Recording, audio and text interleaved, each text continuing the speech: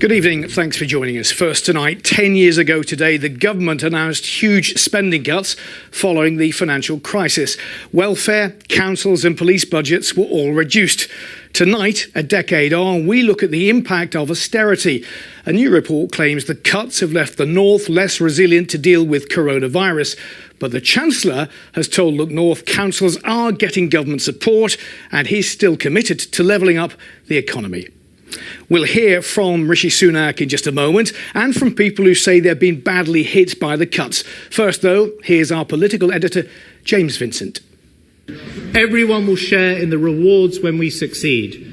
When we say we're all in this together, we mean it. The word austerity wasn't actually in George Osborne's budget speech that day, but it came to define a decade of tightening purse strings and protests.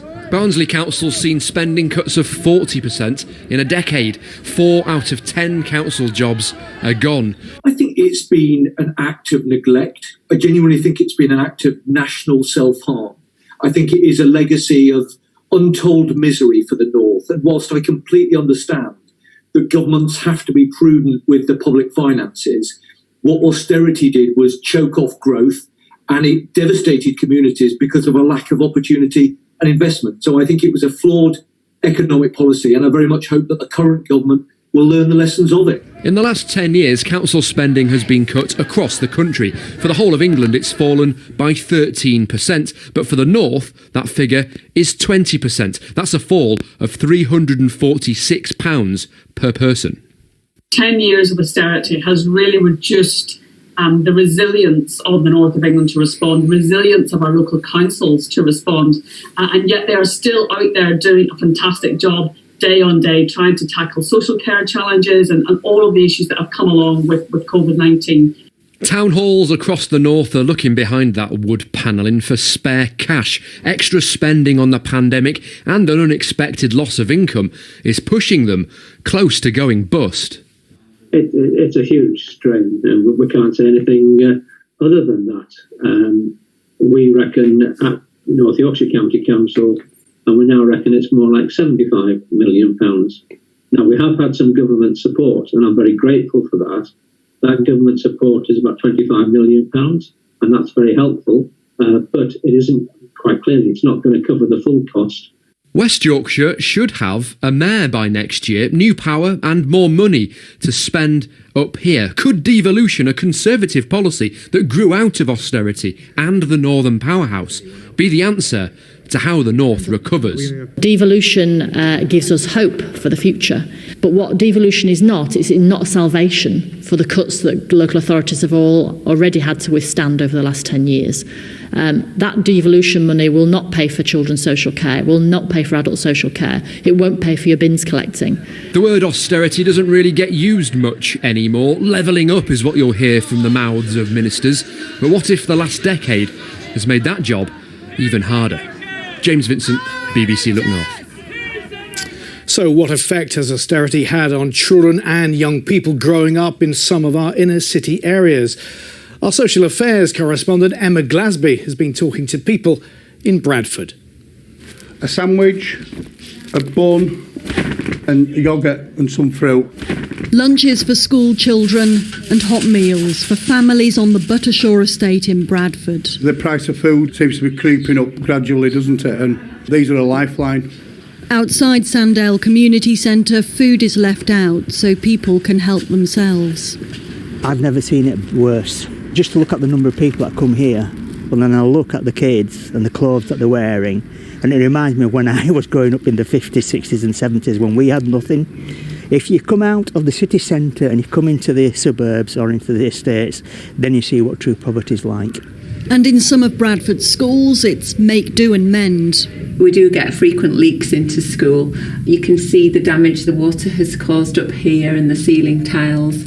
Austerity may have affected households in this city, but a head teacher tells me it's affecting children in school as well. We always felt that, in education it was very much protected, and that isn't the case any longer.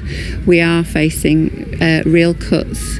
I know the government will say that in real terms, funding has risen, but actually so have bills, so has everything else, which means that we have less to offer the children and their families. Back on the Buttershaw estate, this community group lost a government grant of around £30,000. We used to take about 200 children camping in the summer holidays, do some activities like archery, shooting. We used to go to a scout campsite, give them some food, some lovely food, and just fatten them up and just let children be children in a safe environment. And that had to stop probably as soon as, the cuts started happening. Shannon grew up on this estate. She's a youth worker and believes the children here now have even fewer opportunities. No matter how much you try and you can encourage them and you can get them to do different things, I just feel like they're being let down because they ain't got the chances that other generations have had or what they could possibly have if there were more money around.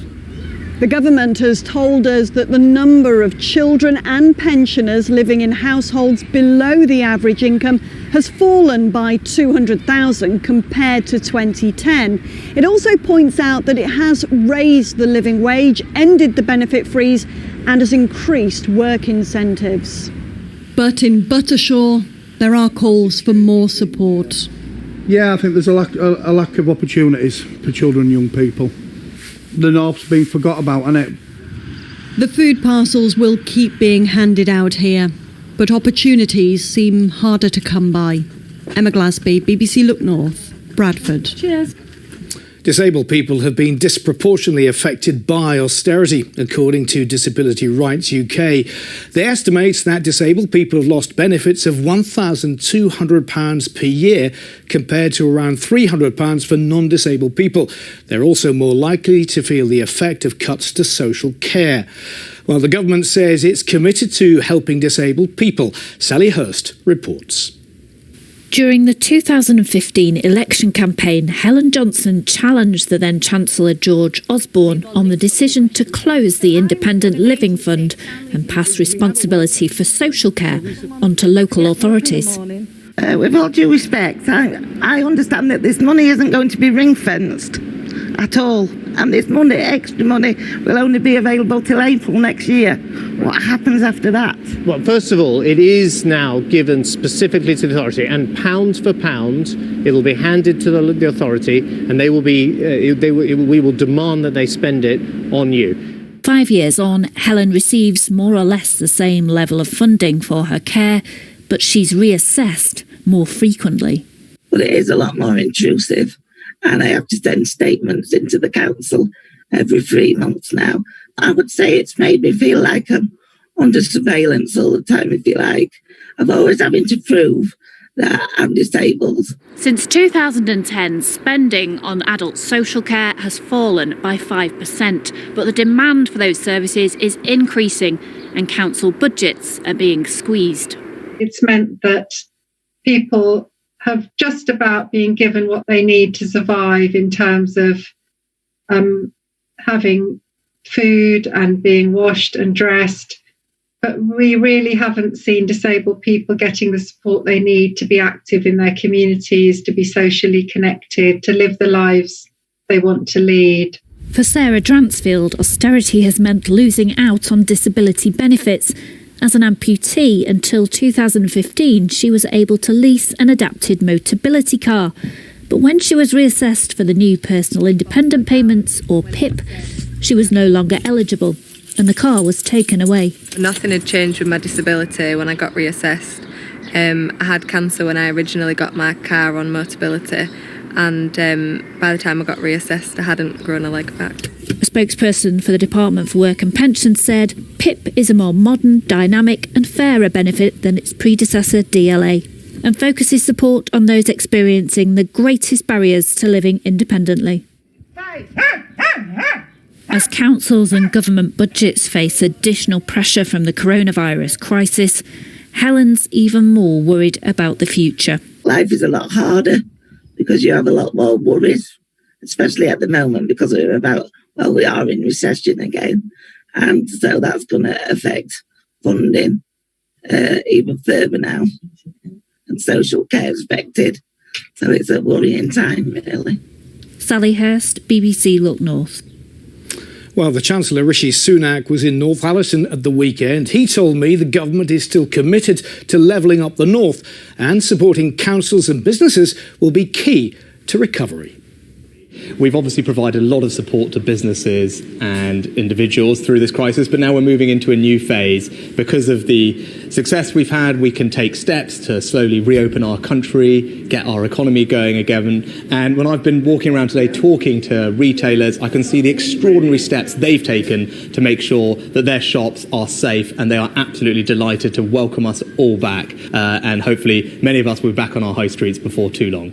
Coronavirus clearly has taken its toll on many local high streets and local authorities. Has the legacy of 10 years of government austerity left councils badly prepared to deal with the cost, in the sense that some of them are on the verge of going bankrupt?